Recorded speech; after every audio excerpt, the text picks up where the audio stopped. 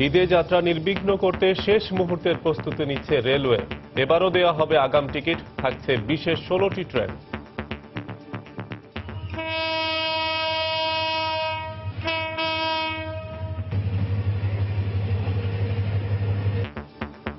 যাত্রী নিরাপত্তায় কোনো ছাড় নয়, হুঁশিয়ারি মন্ত্রীর।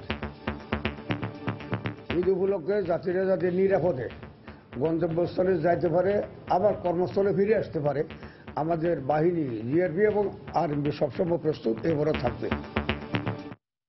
দেখছিলেন বিশেষ শিরোনাম। সকালের সময় সঙ্গে আছি আমি কাজল আব্দুল্লাহ এবং আমি শফিক মোহাম্মদ। এবার অন্যান্য শীর্ষ সংবাদ।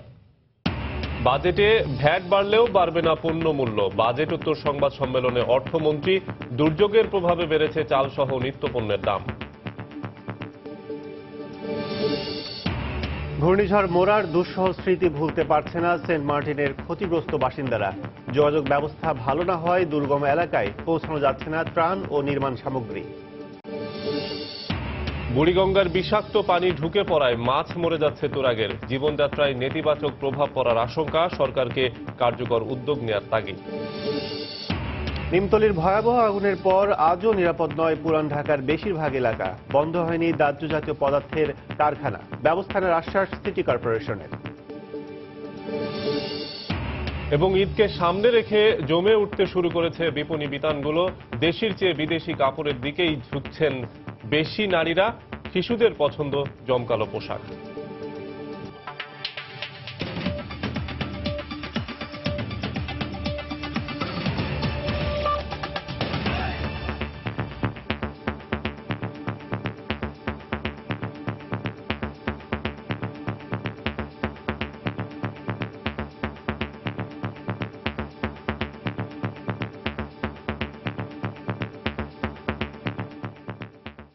ঈদে রেলযাত্রা নির্বিঘ্ন করতে নিজেদের শেষ মুহূর্তের প্রস্তুতি সেরে নিচ্ছে রেলওয়ে কর্তৃপক্ষ। এবারেও ঝামেলা এড়াতে দেয়া হবে আগাম টিকিট। বিভিন্ন রুটে ঈদের আগে পরে থাকবে 16টি বিশেষ ট্রেনের ব্যবস্থা। এছাড়া যাত্রী নিরাপত্তায়ও কোনো ছাড় দেয়া হবে না বলে জানিয়েছে রেলমন্ত্রী। বিস্তারিত রাশেদ লিমনের রিপোর্টে।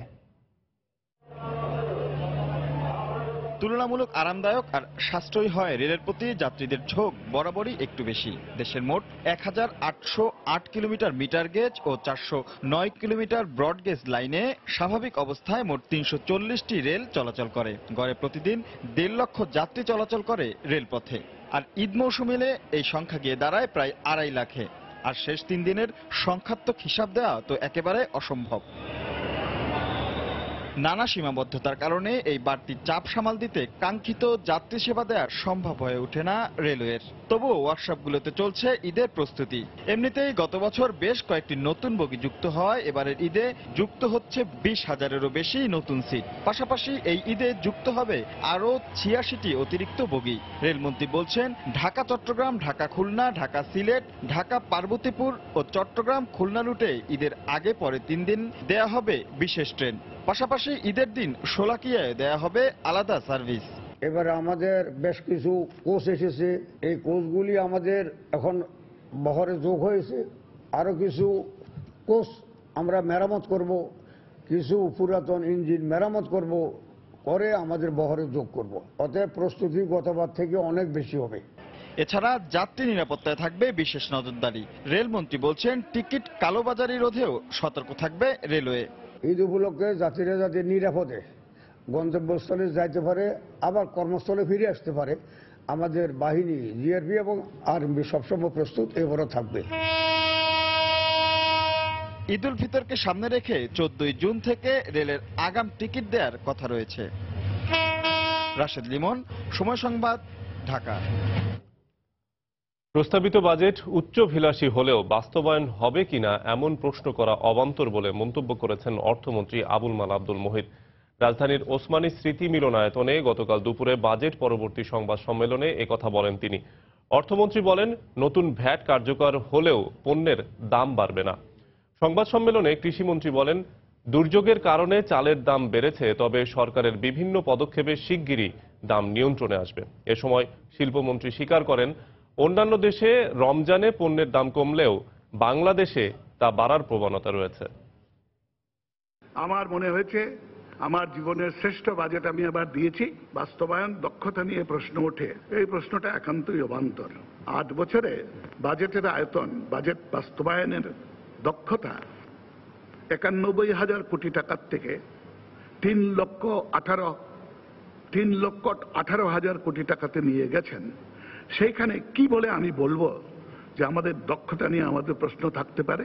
80 লাখ থেকে 1.5 কোটি পর্যন্ত সংখ্যাটা ব্যাপক। এই ব্যাপক সংখ্যার উপরে আগে যে হারে কি ছিল, যে হারে কিটা ছিল, ব্যাটটা ছিল, সেটা সেই হারে হচ্ছে না। সুতরাং এই কারণে আমি বলেছি যে দাম বাড়বে না, কেননা এতেই যারা ক্ষুদ্র ব্যবসায়ী, মধ্য ব্যবসায়ী, তারা সবাই এর মধ্যে পড়ে যাবে। সৌদি আরব সহ বিভিন্ন জায়গায় তারা 11 মাস ব্যবসা করে আর 1 মাস রোজার মাসে তারা মানুষের সেবা দান করে। আর আমাদের দেশে সেটা উল্টো, রোজার মাসে ব্যবসার প্রবণতা আরো বেশি বেড়ে যায়। এই খবরটা আমি কিছুদিন আগে একটু পড়লাম একটা কাগজে। আমাদের দেশপ্রেমিকতার কিছু অভাব রয়েছে, আমি যেটা মনে করি। দেশপ্রেমিকরা থাকলে এই সব জিনিস কিন্তু হঠাৎ করে সৃষ্টি হয় না। আমাদের অনুরোধ থাকবে আপনাদের কাছে যে এগুলিকে ডিসকারেজ করা, যে বিনা প্রয়োজনে মূল্য বৃদ্ধি, এটা কিন্তু সবাই এফেক্টিভ। যারা মূল্যটা বৃদ্ধি করছে তারাও কিন্তু এফেক্টিভ হয়।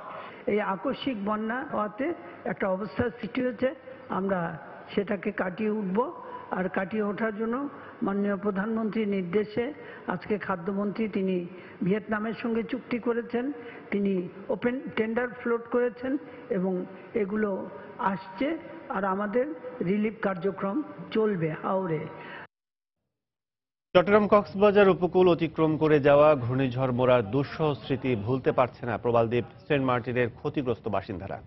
130 থেকে 135 কিলোমিটার গতিবেগে আঘাত হানা এই ঘূর্ণিঝড়ে পুরো দ্বীপই এখন লণ্ডভণ্ড। এদিকে দুর্গম এলাকা হওয়ায় ক্ষতিগ্রস্ত অনেকের কাছে পৌঁছানো যাচ্ছে না ত্রাণ সামগ্রী। 1991 সালের পর এই মোরা ঘূর্ণিঝড়কে স্মরণকালের সবচেয়ে ভয়াবহ ঘূর্ণিঝড় হিসেবে চিহ্নিত করেছেন স্থানীয়রা। সাখর টিপুর ক্যামেরায় বিস্তারিত জানাচ্ছেন কমল দে। যে নয়নাবিরাম সৌন্দর্য দেখার জন্য পর্যটকরা প্রবালদ্বীপ সেন্ট মার্টিন ছুটে যেতেন, এখন তার কিছুই নেই। ঘূর্ণিঝড় মোরার আঘাতে লণ্ডভণ্ড পুরো দ্বীপ এলাকা। চারিদিকে ঘূর্ণিঝড়ের আঘাতের ক্ষতচিহ্ন, বাসাবাড়ি থেকে শুরু করে দোকান, ব্যবসা প্রতিষ্ঠান সবকিছু এখন ধ্বংসস্তূপ। ঘূর্ণিঝড় ভোর 6টায় সেন্ট মার্টিনে আঘাত হানলো, ভোর 4টা থেকে এখানে চলে প্রকৃতির রুদ্ররোষ। প্রত্যেকটা মুহূর্ত ছিল অনিশ্চিত। বাড়িঘর জানালা কাজ ভেঙে যাচ্ছিল, যেগুলো এখানে লোকাল ঘর বাড়ি আছে, কাঁচা ঘর বাড়ি, সেগুলো উড়ে যাচ্ছিল। 4 দিন পেরিয়ে গেল, ঘূর্ণিঝড় মোরা নিয়ে আতঙ্ক কাটছে না সেন্ট মার্টিনের বাসিন্দাদের। সকাল 10টা পর্যন্ত টানা 5.5 ঘন্টার এই ঘূর্ণিঝড় স্থানীয়দের কাছে ছিল চরম দুঃস্বপ্নের মতো। কাগজের মতো দূরে ছিটকে পড়েছে টিনের চালা।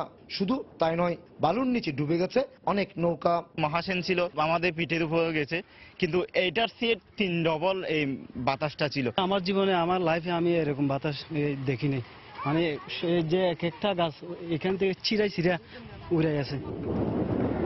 ঘূর্ণিঝড়ে বসতবাড়ি হারিয়ে অনেকটা অসহায় অবস্থায় খোলা আকাশের নিচে দিন কাটছে সেন্ট মার্টিনের বাসিন্দাদের। অনেকেই প্লাস্টিকের ছাউনি দিয়ে বাসার চালা দিল, বাকিরা তাও পারছে না।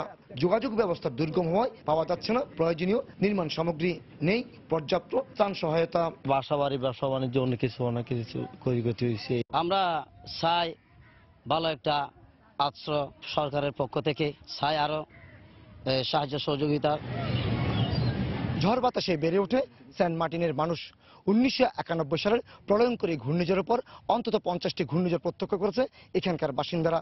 কিন্তু ঘূর্ণিঝড় মোরা যে ক্ষত সৃষ্টি করেছে তা তাদের মন থেকে সহজে মুছছে না। এটি একটি সামান্য ধ্বংসস্তূপ। এ ধরনের শত শত ধ্বংসস্তূপ সৃষ্টি হয়েছে পুরো সেন্ট মার্টিন জুড়ে ঘূর্ণিঝড় মোরার আঘাতে। কক্সবাজারের সেন্ট মার্টিন থেকে কমল দে, সময় সংবাদ। সকালের সময় আরো থাকছে। সিলেট সিটি কর্পোরেশনের সবকিছুই গড়ে উঠেছে অপরিকল্পিতভাবে। এই নগর উন্নয়ন কর্তৃপক্ষ ঢাকায় নেয় পরিকল্পনা বাস্তবায়ন হয় সিলেটে।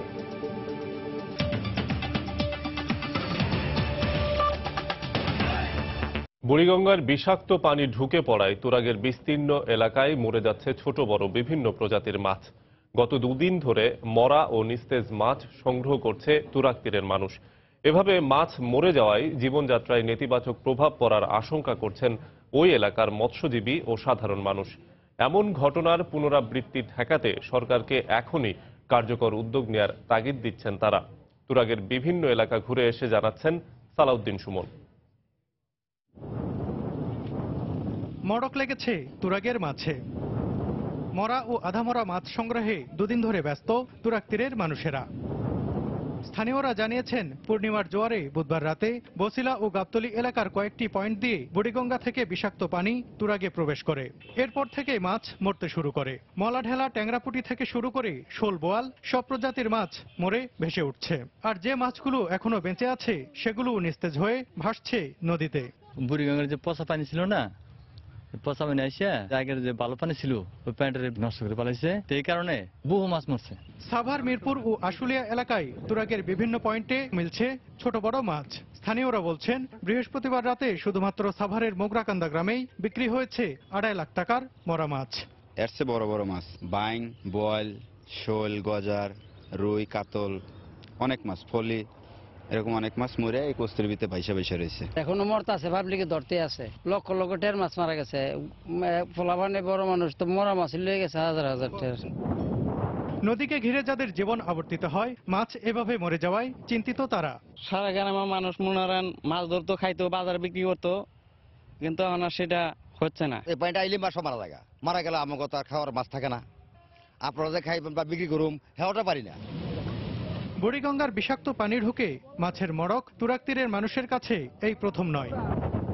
এলাকাবাসী বলছেন, প্রতি বছর এই সময়ে বুড়িগঙ্গা থেকে বিষাক্ত পানি ঢুকে তুরাগের বিস্তীর্ণ এলাকায় মাছের মৃত্যু ঘটাচ্ছে।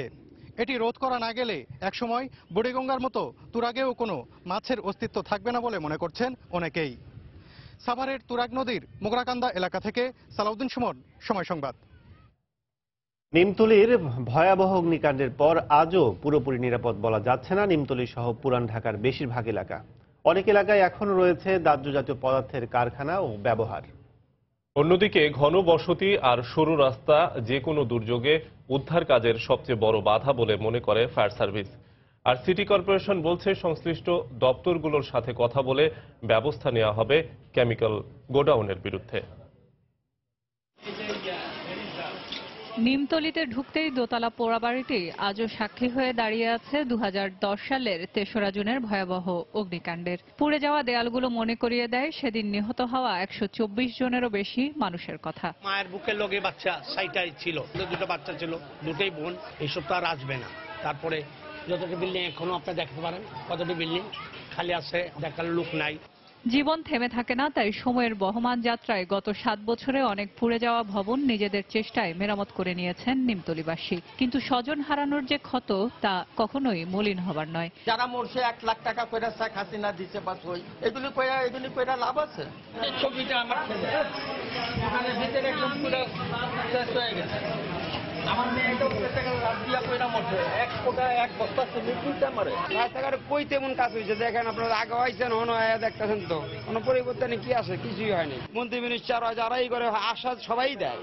সেদিন আগুন নিয়ন্ত্রণে সবচেয়ে বেশি সমস্যার সম্মুখীন হতে হয়েছিল সরু গলিতে আগুন নির্বাপনের কাজ করতে গিয়ে। সে সমস্যা আজও দৃশ্যমান। শুধু নিমতলী নয়, ঘনবসতি আর 76%-এরও বেশি সরু রাস্তার কারণে পুরান ঢাকার বেশিরভাগ এলাকা ও বসবাসকারী মানুষরা রয়েছে ঝুঁকিতে। পুরাতন ঢাকাতে রাস্তা বলতে কিছুই নেই। 76% রোডস এই পুরাতন ঢাকার কিন্তু আপনি ন্যারো। যেভাবে আমরা যুদ্ধ করে যাচ্ছি, যদি একটা মেগা ডিজাস্টার হয়, আর্থকোয়েকের মতো বা কেমিক্যালের মতো একটা হয়, তখন it will be very difficult. পুরান ঢাকার অলিগলিতে এখনো দেখা যায় দাহ্য জাতীয় জিনিসপত্রের দোকানপাট আর কারখানা এবং কেমিক্যালের গুদাম। এসব কারখানা ও গুদামের বিরুদ্ধে ব্যবস্থা নেওয়ার কথা জানিয়েছেন দক্ষিণ সিটি কর্পোরেশনের মেয়র। যেটা ব্যবসায়ীদের দাবি, এটা অগ্নি ঝুঁকিপূর্ণ নয়, কিন্তু আমাদের সঙ্গে যে সমস্ত প্রতিনিধি আমাদের অভিযানের সঙ্গে থাকেন তারা বলেন যে এটা আপনার ঝুঁকিপূর্ণ।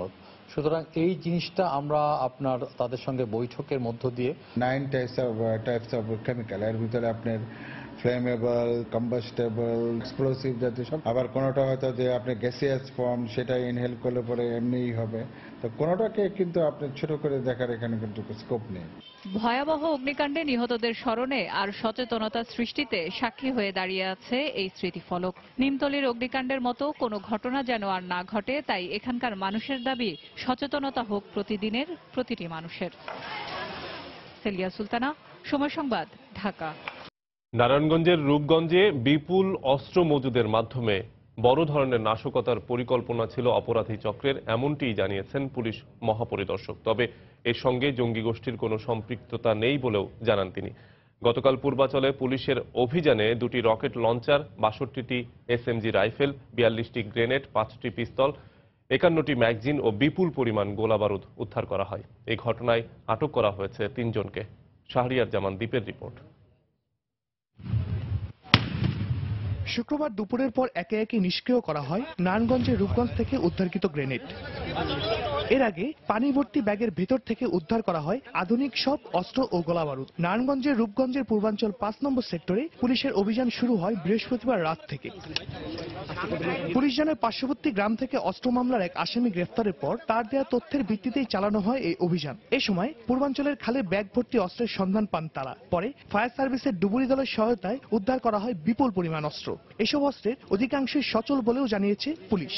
অস্ত্র আমরা এখানে উদ্ধার করেছি, প্রায় ব্যাগের মধ্যে এগুলো ছিল 18-19টা ব্যাগের মধ্যে এগুলো আমরা উদ্ধার করেছি। 15-20 ফিট 10-15-20 ফিটের মধ্যে পানির মধ্যে প্রায় কাছাকাছি জায়গার মধ্যে এগুলো ছিল। ঘটনাস্থল পরিদর্শনে গিয়ে পুলিশের মহাপরিদর্শক জানিয়েছেন বড় ধরনের নাশকতা তৈরির জন্য এসব অস্ত্র মজুত করা হয়েছিল। ষড়যন্ত্র বাস্তবায়ন করার জন্য হয়তো কোনো অপরাধী চক্র ব্যবহার করত। এক অপরাধীর স্বীকারোক্তি অনুযায়ী এটা উদ্ধার করা হয়েছে। আমরা আশা করি আমরা সূত্র পাব যে কারা কিভাবে কেন রাখছে, কারা রাখছিল। ঘটনা তদন্তে ঢাকা রেঞ্জের ডিআইজিকে প্রধান করে 12 সদস্যের তদন্ত কমিটি গঠন করা হয়েছে। কমিটিকে 10 কার্যদিবসের মধ্যে রিপোর্ট দিতে বলা হয়েছে। শাহরিয়ার জামান দ্বীপ, সময় সংবাদ, নারায়ণগঞ্জ। মাগুরে জঙ্গি আস্তানার সন্দেহে এক জামাত নেতার বাড়িতে অভিযান চালিয়ে জামাত নেতা অ্যাডভোকেট ফরিদ আহমেদ সহ 8 জনকে আটক করা হয়েছে। পুলিশ জানায় গতকাল রাত 8টার দিকে শালিখা উপজেলার আরপাড়া বাজারে জামাতের সাবেক উপজেলা আমির অ্যাডভোকেট ফরিদ আহমেদের বাড়িতে জঙ্গি বৈঠকের খবর পেয়ে অভিযান চালানো হয়। 1.5 ঘন্টার অভিযানে বাড়িটি থেকে জঙ্গিবাদী বই সহ ইলেকট্রনিক সামগ্রী উদ্ধার করা হয়েছে। এ সময় ফরিদ আহমেদ সহ 8 জনকে আটক করা হয়। অভিযান শেষ হলেও বাড়িটি পুলিশের নজরদারিতে আছে।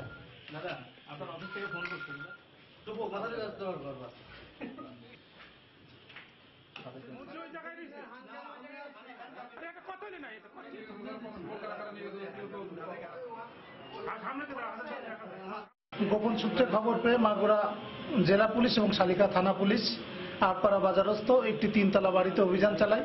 সেখান থেকে সন্দেহজনকভাবে আমরা সন্দেহভাজন 7 জঙ্গিকে, যারা আমরা ধারণা করছি যে কোনো রকম কর্মকাণ্ডের সাথে জড়িত থাকতে পারে, এই সন্দেহজনকভাবে তাদের আমরা আটক করি 7 জনকে। এবং বাড়ি থেকে আমরা কিছু ইলেকট্রনিক ডিভাইস, কিছু ইমিটেশন অর্নামেন্টস এবং কিছু জিহাদি বই আমরা এই বাড়ি থেকে আমরা উদ্ধার করি। ঝিনাইদহে 90 জেএমবি তামিম সরোয়ার গ্রুপের 5 জনকে গ্রেফতার করেছে র্যাব। গতকাল ভোরে জেলার বিভিন্ন এলাকায় অভিযান চালিয়ে তাদের গ্রেফতার করা হয়। র্যাব জানায় গত 16 মে সদর উপজেলার চুয়াডাঙ্গা গ্রামে 2টি বাড়িতে জঙ্গি আস্তানার সন্দেহে অভিযান চালানো হয়। এই ঘটনায় র্যাব বাদী হয়ে 16 জনের নাম উল্লেখ সহ সদর থানায় একটি মামলা করে। মামলার পর থেকে র্যাব বিভিন্ন জায়গায় অভিযান চালিয়ে আসছে। এর ধারাবাহিকতায় শহরের পাগলাকানাই, পোড়াহাটা ও চুয়াডাঙ্গা গ্রাম থেকে 5 জনকে গ্রেফতার করা হয়। এরা সবাই 90 জেএমবির সক্রিয় সদস্য বলে জানিয়েছে র্যাব।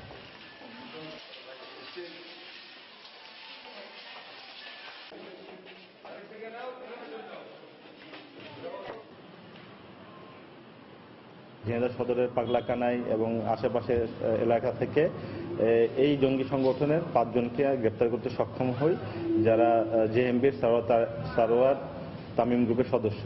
এরা বিভিন্ন সময় জঙ্গিবাদী ট্রেনিং, সামরিক প্রশিক্ষণ এবং এক্সপ্লোসিভ প্রশিক্ষণ নিয়েছিল। তাদের রাঙামাটিতে পাহাড়িদের বাড়িতে ভাঙচুর ও অগ্নিসংযোগ করেছে দুর্বৃত্তরা। এ সময় প্রায় 2 শতাধিক বাড়িঘর পুড়িয়ে দেওয়া হয়।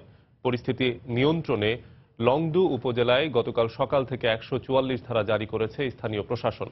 গতকাল সকালে ইউনিয়ন যুবলীগ নেতা নুরুল ইসলাম নয়নকে হত্যার প্রতিবাদে বিক্ষোভ মিছিল করে স্থানীয় যুবলীগের নেতাকর্মী ও এলাকাবাসী। এ সময় স্থানীয় এক বাঙালির বাড়িতে দুর্বৃত্তরা আগুন দিয়েছে এমন খবরে মিছিলে উত্তেজনা ছড়িয়ে পড়ে।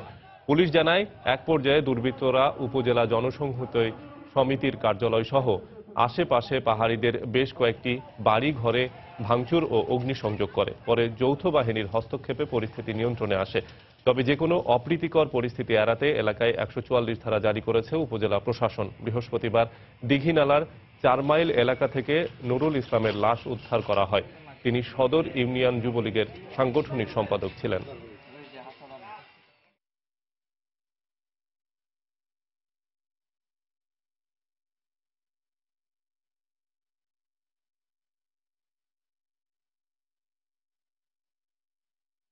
যেটা হয়েছে এটা আইনানুগ ব্যবস্থা যেটা সেটা হবে, কিন্তু আপনারা অনেক এখানে বাড়িঘর পুড়ে গেছে এবং এটা যদি আপনারা আরো সামনে বাড়ায় তাহলে দেখবেন যে তারাও তো চেষ্টা করবে যে আপনাদের যারা আপনাদের বাড়ি পুড়ছেন তারাও তো চেষ্টা করবে আপনাদের বাড়ি পড়ার। অলরেডি বিভিন্ন জায়গায় আমরা তথ্য পেয়েছি যে এগুলি ছড়াই যাচ্ছে।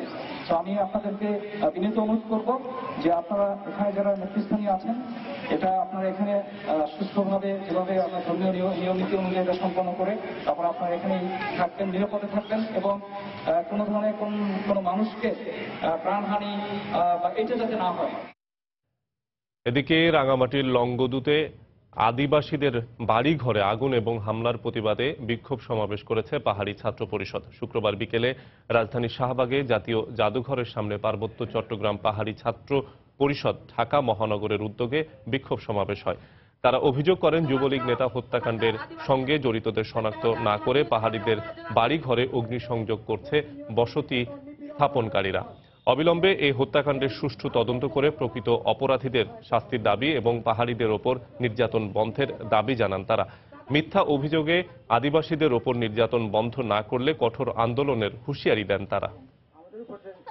সময় বেঁধে দিন, কথা বছরের মধ্যে খতম করেছি, চুক্তি করেছি আমরা লংগদু উপজেলার 4 থেকে 5টি আদিবাসী গ্রাম ইতিমধ্যেই পুড়ে ছারখার হয়ে গেছে। প্রতিনিয়ত হামলা করা হচ্ছে, আমাদের ঘরবাড়িতে অগ্নিসংযোগ করা হচ্ছে, আমাদেরকে গ্রামের পর গ্রাম থেকে উচ্ছেদ করা হচ্ছে। বন্ধুগণ, আমরা কোনোবার সুবিচার পাবো না। আমাদেরকে আরো কঠিনভাবে, আরো জোরভাবে, আমাদেরকে সংগঠিতভাবে আন্দোলন করতে হবে। বন্ধুগণ, পার্বত্য চট্টগ্রামে যে নিপীড়ন নির্যাতন জুম্মাদের উপর, এগুলো বন্ধ করার জন্য আমি সরকারের কাছে বিনীত অনুরোধ জানাচ্ছি। খুলনায় দুর্বৃত্তদের গুলিতে এক ব্যবসায়ী নিহত হয়েছেন। পুলিশ ও প্রত্যক্ষদর্শীরা জানান, গতরাত 8টার দিকে নগরীর দৌলতপুর এলাকার আঞ্জুমান রোডে ব্যবসায়ী ইকবাল সরওয়ার তার পরিচিত জনদের সাথে কথা বলছিলেন। এ সময় হঠাৎ মোটরসাইকেলে করে 3 সন্ত্রাসী এসে তার বুকে গুলি করে পালিয়ে যায়। এতে ঘটনাস্থলে মারা যান ইকবাল। খবর পেয়ে পুলিশ এসে লাশ উদ্ধার করে খুলনা মেডিকেল কলেজ হাসপাতালে পাঠায়। নিহত ইকবালের সাথে চরমপন্থী দলের যোগাযোগ ছিল এবং তার বিরুদ্ধে হত্যা মামলা সহ একাধিক মামলা আছে বলে জানিয়েছে পুলিশ। তবে প্রাথমিকভাবে হত্যার কারণ জানা যায়নি।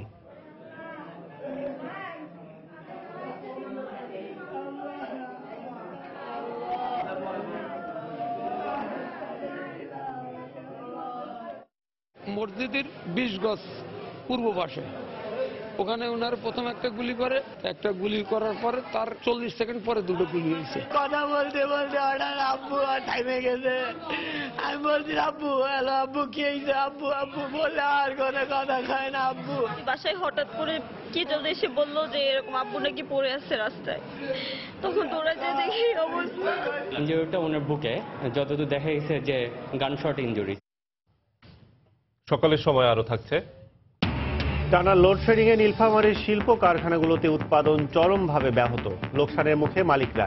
শিগগিরই সমাধানের আশ্বাস বিদ্যুৎ বিভাগের।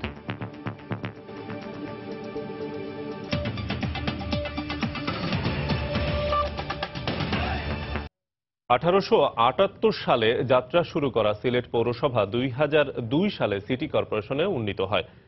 কালের পরিবর্তনে বেড়েছে নগরের আয়তন, লোকসংখ্যাও 10 লাখের বেশি, কিন্তু নগরীর সবকিছুই গড়ে উঠছে অপরিকল্পিতভাবে। বড় নগরীতে নগর উন্নয়ন কর্তৃপক্ষ থাকলেও এখানে নেই। এমনকি সিলেট সিটি কর্পোরেশনে নেই কোনো পরিকল্পনাবিদও। নগরবিদরা বলছেন, উন্নয়ন কর্তৃপক্ষ কিংবা পরিকল্পনাবিদ না থাকায় ঢাকায় বসে যে পরিকল্পনা নেওয়া হয় সেগুলোই বাস্তবায়ন করা হয় সিলেটে। বিস্তারিত আব্দুল আহাদের রিপোর্টে। কোনো প্রয়োজন ছাড়াই 1.5 বছর আগে নগরীর কোর্ট পয়েন্টে নির্মাণ করা হয় ফুট ওভারব্রিজটি। ছোট এই মোড়ের এক পাশ থেকে অন্য পাশে যেতে সময় লাগে কয়েক সেকেন্ড, আর ব্রিজ দিয়ে গেলে 5 মিনিট। সুরমার পানির ওপর নির্ভর করে 150 কোটি টাকা ব্যয়ে নির্মাণ করা হয় ওয়াটার ট্রিটমেন্ট প্লান্ট। নদীর পানি শুকিয়ে গেলে 6 মাস বন্ধ থাকে এটি। আর নগরীর আনাচে কানাচে অপরিকল্পিতভাবে গড়ে উঠেছে সুউচ্চ ভবন। নগর পরিকল্পনাবিদরা বলছেন, সিলেটে যে উন্নয়ন প্রকল্পগুলো বাস্তবায়ন হয় সেগুলো ঢাকায় বসে তৈরি করা হয়। মাস্টার প্ল্যান হয়েছে, সেটা ঢাকায় বসে করা হয়েছে। মাস্টার প্ল্যানের প্রচুর ভুল অলরেডি মিটিং করে ধরে দেওয়া হয়েছে। সিলেটে উন্নয়ন কর্তৃপক্ষ না থাকলেও সিটি কর্পোরেশনে রয়েছে পরিকল্পনাবিদ পদ, কিন্তু প্রতিষ্ঠার পর থেকে এই পদে কাউকে নিয়োগ দেওয়া হয়নি।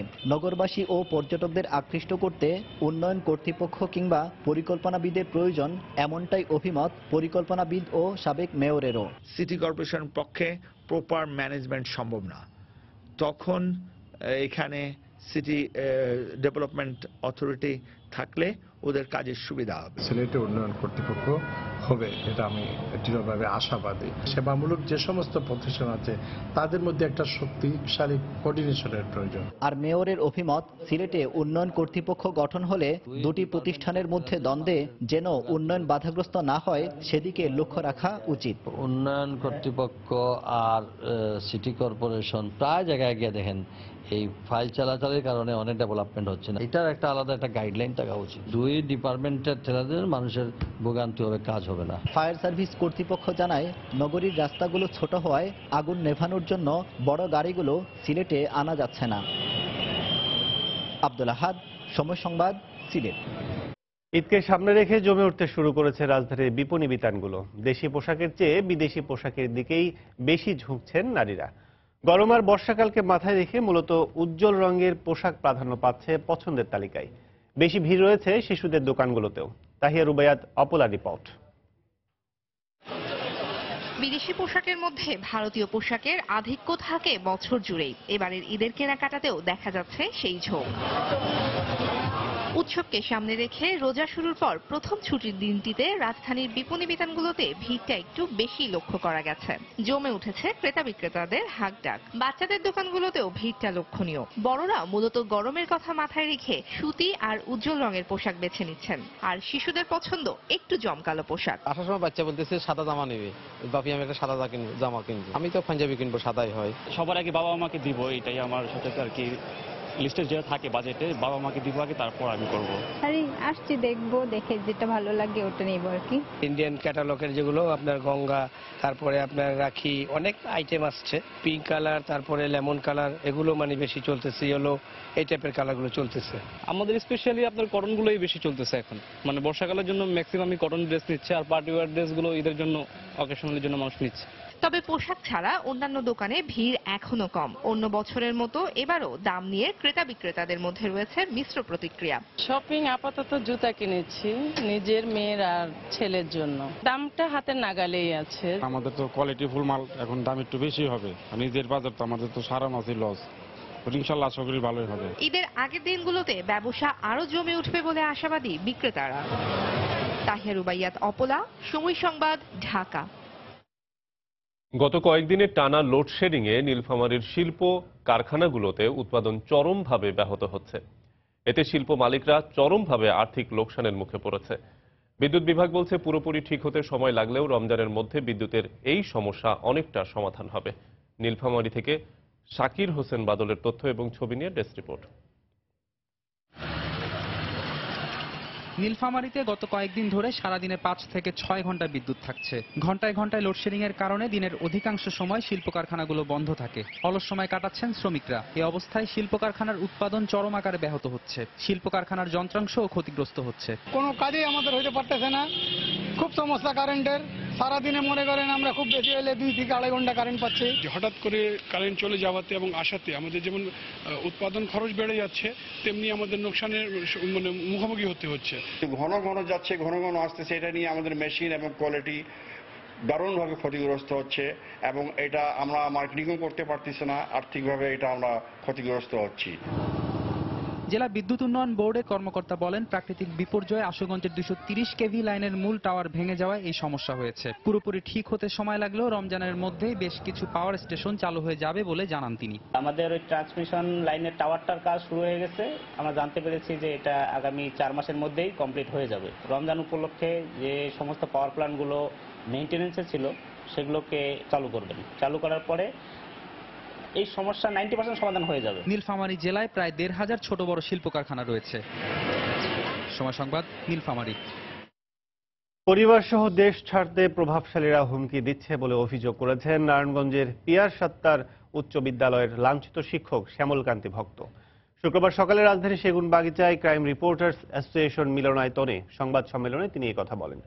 তিনি বলেন, গত বছর সরকার তার নিরাপত্তা দিলেও অদৃশ্য কারণে তা উঠিয়ে নেওয়া হয়েছে। সংবাদ সম্মেলনে তিনি অভিযোগ করে বলেন, স্কুল থেকে বিতাড়িত করতেই চক্রান্ত করে মামলা দেওয়া হয়েছে।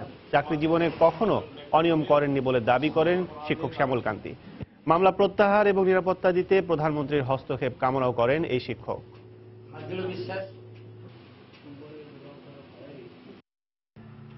আমাকে সারাক্ষণ মেন্টাল টর্চারিং এ রাখা হচ্ছে। 1 এপ্রিল থেকে আমাকে যে সরকার যে নিরাপত্তা দিয়েছিল, সেই নিরাপত্তা কার হুমকিতে, কার নির্দেশে এবং কার জন্য তুলে নেওয়া হলো। আমার সংসার এখন ছিন্নভিন্ন হয়ে গেছে, বলতে গেলে ধ্বংসের পথে। আমি আতঙ্কিত আছি, কারণ ওই পরিবার আমাকে যে কোনো সময় নিঃশেষ করতে পারে। প্রকৃত যারা এই যে ষড়যন্ত্রকারী, এদের বিচার আমি দাবি করি।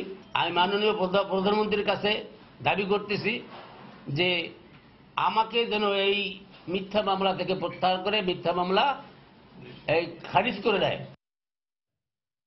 কুমিল্লায় আগুনে পুড়ে মারা গেছে এক কিশোর। গতকাল রাতে বুড়িচং উপজেলার কংসনগর বাজারে আগুন লাগে, পুড়ে যায় বাজারের প্রায় অর্ধশত ঘর। ফায়ার সার্ভিস জানায়, রাতে কংসনগর বাজারে একটি দোকানে আগুন লেগে মুহূর্তেই তা আশেপাশে ছড়িয়ে পড়ে। খবর পেয়ে সদর চান্দিনা এবং মুরাদনগর উপজেলা ফায়ার সার্ভিসের 3টি ইউনিট ঘটনাস্থলে পৌঁছায়।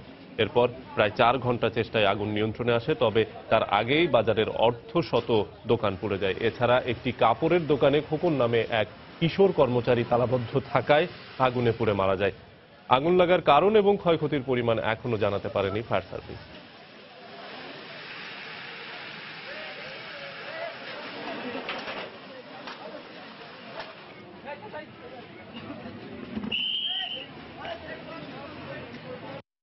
তদন্ত শেষে বলতে পারবো যে কি কারণে আগুন লেগেছে। আগুনে একটি শিশু মারা গিয়েছে।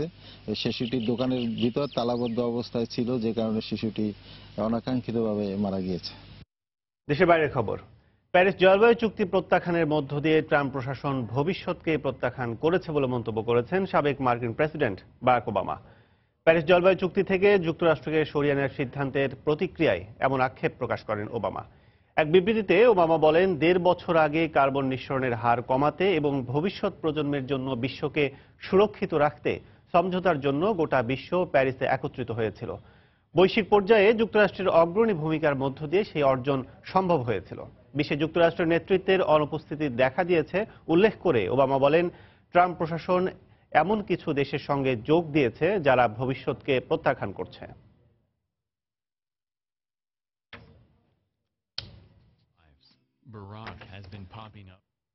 আন্তর্জাতিক উদ্বেগ উপেক্ষা করে ধারাবাহিকভাবে ক্ষেপণাস্ত্র পরীক্ষার জেরে উত্তর কোরিয়ার ওপর নতুন করে আবারও নিষেধাজ্ঞা দিয়েছে জাতিসংঘ। শুক্রবার নিরাপত্তা পরিষদের বৈঠকে দেশটির ক্ষেপণাস্ত্র উন্নয়ন কর্মসূচির সঙ্গে জড়িত 15 ব্যক্তি ও 4 প্রতিষ্ঠানকে কালো তালিকাভুক্ত করা হয়।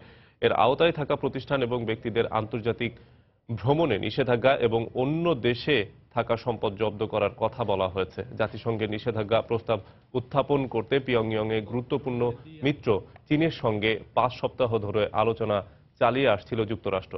তাদের সমঝোতার ভিত্তিতেই শুক্রবার প্রস্তাবটি নিরাপত্তা পরিষদে উত্থাপন করা হয়। পরিষদে 5 স্থায়ী সদস্য 15 সদস্য সর্বসম্মতিতে এই প্রস্তাবে পক্ষে ভোট দেয়। প্রস্তাবটি পাশের মাধ্যমে উত্তর কোরিয়ার ওপর আগে থেকে থাকা জাতিসংঘের নিষেধাজ্ঞা আরও প্রসারিত হলো।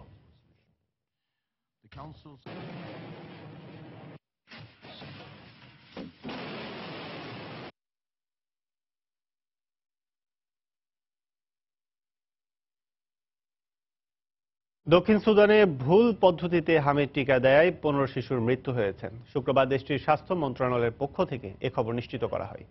ব্যবহারের আগে টিকার সংরক্ষণ করা হয়নি এবং ব্যবহৃত সিরিঞ্জ জীবাণুমুক্ত না করেই একাধিক শিশুর শরীরে প্রবেশ করানোই এই ঘটনা ঘটে বলে জানান কর্মকর্তারা। এই জন্য স্বাস্থ্যকর্মীদের অদক্ষতা এবং গাফিলতিকে দায়ী করা হচ্ছে। ইতিমধ্যেই শিশু মৃত্যুর ঘটনার তদন্তে নেমেছে বিশ্ব স্বাস্থ্য সংস্থা এবং জাতিসংঘ শিশু তহবিল ইউনিসেফ। সংস্থাগুলোর তথ্য মতে প্রায় 300 শিশুকে এই টিকা দেওয়া হয়েছে।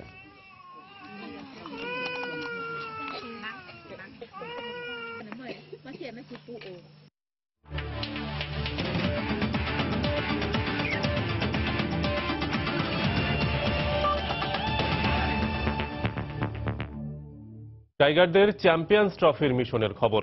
ইংল্যান্ডের বিপক্ষে হার দিয়ে আসর শুরু করলেও এখনও চ্যাম্পিয়ন্স ট্রফির সেমিফাইনালে খেলার আশা ছাড়েনি বাংলাদেশ। ক্রিকেটারদের মনোবলেও এতটুকু চিত ধরেনি। অস্ট্রেলিয়া নিউজিল্যান্ডের বিপক্ষে ম্যাচে ঘুরে দাঁড়ালে যে কোনো কিছুই সম্ভব বলে মনে করেন দুই টাইগার ক্রিকেটার মেহেদী হাসান মিরাজ এবং নুরুল হাসান সোহান। লন্ডন থেকে সুমন সরকারের ক্যামেরায় বিস্তারিত জানাচ্ছেন সাজিদ মুস্তাহিদ। তামিম মুশফিকের কীর্তি আর ইংল্যান্ডের বিপক্ষে সর্বোচ্চ দলীয় রান। ওভালে অনেকেই বাজি ধরেছিলেন বাংলাদেশের জয়ের পক্ষে, কিন্তু নখদন্তহীন বোলিংয়ে 305 রান করেও ইংল্যান্ডকে আটকাতে পারেনি বাংলাদেশ। ব্যাটসম্যানরা সফল হলেও ব্যর্থ ছিলেন বোলাররা। প্রশ্নবিদ্ধ হয়েছে একাদশ নির্বাচন নিয়েও, জানিয়ে টিম ম্যানেজমেন্টের সমালোচনা হচ্ছে। তবে এমন হারের পরও আত্মবিশ্বাসে চির ধরেনি বাংলাদেশ দলের। ইংল্যান্ডের বিপক্ষে ম্যাচের ইতিবাচক দিকগুলো থেকে প্রেরণা খুঁজছে টাইগাররা। আমরা যেভাবে খেলা উচিত, ব্যাটিংটা আমরা ঠিক ওইভাবেই করছি। হয়তো কিছু মিস্টেকের জন্য ম্যাচটা হেরেছি, বাট এরকম জিনিসটা কিছু এই ম্যাচটা থেকে যেগুলো পজিটিভ দিকগুলো আছে, দিকগুলোই নেওয়ার চেষ্টা করবো নেক্সট ম্যাচে। আমাদের যথেষ্ট সামর্থ্য ছিল ইনশাল্লাহ, এবং আমাদের বোলাররাও অনেক আসলে ভালো বোলিং করেছে, বাট ওরা অনেক খুব ভালো ব্যাটিং করেছে, ওরা কোনো চান্স দেয়নি। ইনশাল্লাহ আশা করি সামনের ম্যাচে আমরা আরো ভালো কিছু করবো ইনশাল্লাহ। প্রথম ম্যাচ হাতছাড়া হলেও এখনও কাগজে কলমে টাইগারদের চ্যাম্পিয়ন্স ট্রফির সেমিতে খেলার সমীকরণ টিকে আছে। তবে সেই কঠিন সমীকরণকে বাস্তবে রূপ দিতে বাংলাদেশকে জিততে হবে পরের দুটি ম্যাচই। প্রতিপক্ষ শক্তিশালী অস্ট্রেলিয়া ও নিউজিল্যান্ড হলেও টাইগারদের সাহস যোগাচ্ছে দল দুটির বিপক্ষে অতীত ইতিহাস। অজিদের বিপক্ষে ইংল্যান্ডের মাটিতেই প্রথম জয় পেয়েছিল বাংলাদেশ, আর নিউজিল্যান্ডের বিপক্ষে জয় স্মৃতিটা তো তরতাজাই। ফার্স্ট ম্যাচ আমরা হেরে গিয়েছি, বাট আমার কাছে মনে হয় যে এখনো আমরা আউট অফ রেস থেকে বাইরে যাইনি, কারণ আমরা এখনো রেসের ভিতরে আছি। মাত্র একটা ম্যাচ হয়েছে, বাট দুইটা ম্যাচ যদি আমরা জিততে পারি ইনশাল্লাহ, তাহলে আমাদের চান্স হয়ে যাবে ইনশাল্লাহ। আলটিমেটলি আমরা ভালো খেলছি, হয়তো কিছু মিস্টেকের জন্য এটা হয়েছে। ইনশাল্লাহ নেক্সট গেমে ওগুলো যাতে আমরা ভালো মতো করতে পারি, ওইটাই লক্ষ্য থাকবে। প্রতিটা ম্যাচে আমাদের জন্য চ্যালেঞ্জিং, ইনশাল্লাহ লক্ষ্য থাকবে যাতে ভালো কিছু করতে পারি এবং ভালো কিছু নিয়ে যেতে পারি চ্যাম্পিয়ন্স ট্রফি। এটাই। শুক্রবার অনুশীলন করেননি ক্রিকেটাররা। ছুটি থাকায় দিনটি নিজেদের মতো করে কাটিয়েছেন সবাই।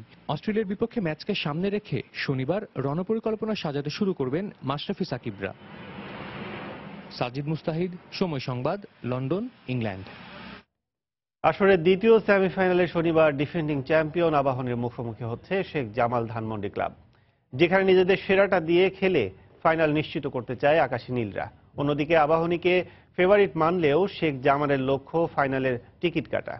বঙ্গবন্ধু স্টেডিয়ামে ম্যাচটি শুরু হবে সন্ধ্যা 7:15টায়। ধারে কিংবা ভারে দেশের ঘরোয়া ফুটবলের অন্যতম শক্তিশালী দল আবাহনী বিগত বছরগুলোতে কিছুটা বর্ণহীন থাকলেও ছন্দে ফিরেছে আকাশী নীলরা। সেই ধারাবাহিকতায় আবারও ফেডারেশন কাপ জয়ের হাতছানি দ্রাগো মামিজ শিষ্যদের। কাগজে কলমে বড় দল করেও মৌসুমের শুরুটা নড়বড়ে ছিল আবাহনীর, তবে দ্রুতই নিজেদের গুছিয়ে নিয়েছে ডিফেন্ডিং চ্যাম্পিয়নরা। তার উপর দলটির আত্মবিশ্বাস আরও বাড়িয়ে দিয়েছে মোহনবাগানের বিপক্ষে এফসি কাপের ম্যাচে ফুটবলারদের দুর্দান্ত ফর্ম। তাই শেখ জামালের বিপক্ষে জয়ভিন্ন কিছুই ভাবনাই নেই দেশের সফলতম ক্লাবটির। এই মুহূর্তে আমাদের দলটি ভারসাম্যপূর্ণ।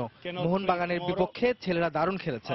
আমার বিশ্বাস আবাহনীর বিপক্ষে দলের সেই ধারাবাহিকতা থাকবে।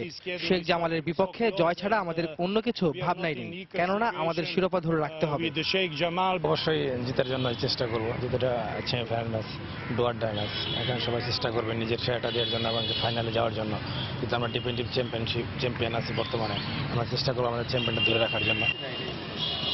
আবাহনী যদি দেশের ফুটবল পরাশক্তি হয় তাহলে সেই রেসে তাদের চ্যালেঞ্জ জানানো দল শেখ জামাল। তবে গেল বছরটা একদমই বাজে কেটেছে ধানমন্ডি জায়ান্টদের। সেই ব্যর্থতা খোঁচানোর বিষয় নিয়ে এবারের মৌসুম শুরু করেছে আফুসি বাহিনী। দলে বড় কোনো তারকা নেই, তারপরও এই ম্যাচে ডিফেন্ডিং চ্যাম্পিয়নদের চমকে দিতে প্রস্তুত ইয়োলোজরা। আমাদের তারুণ্য নির্ভর দল, তবে ওরা দারুণ করছে। ধীরে ধীরে আমরা একটা দল হয়ে উঠছি।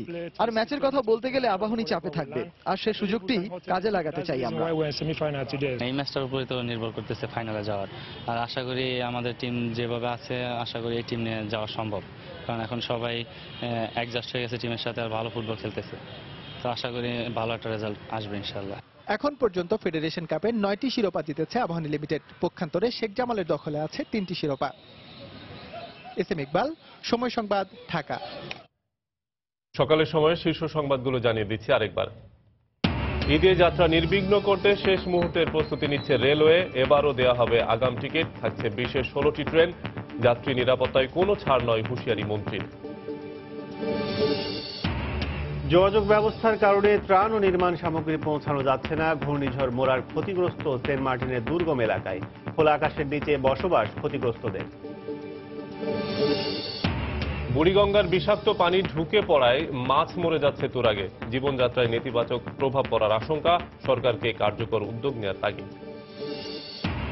নিমতলীর ভয়াবহ আগুনের পর আজও নিরাপদ নয় পুরান ঢাকার বেশিরভাগ এলাকা। বন্ধ হয়নি দাহ্য জাতীয় পদার্থের কারখানা, ব্যবস্থা নেওয়ার আশ্বাস সিটি কর্পোরেশনের। এবং ঈদকে সামনে রেখে জমে উঠতে শুরু করেছে বিপণী বিতানগুলো। দেশির চেয়ে বিদেশি কাপড়ের দিকেই বেশি ঝুঁকছেন নারীরা। শিশুদের পছন্দ জমকালো পোশাক।